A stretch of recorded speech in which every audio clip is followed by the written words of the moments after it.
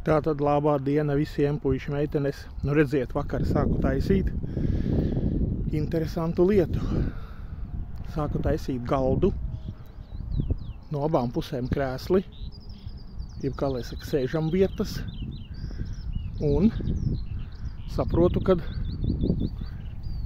saule un lietus vienmēr traucē. Ka vajag kaut kāds dabūt zem jumta to visu. Nu, lūk, un mēģinu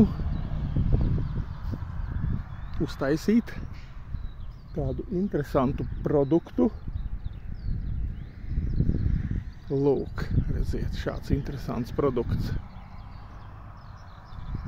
Šī ir tikai puse no visa, kāds viņš būs.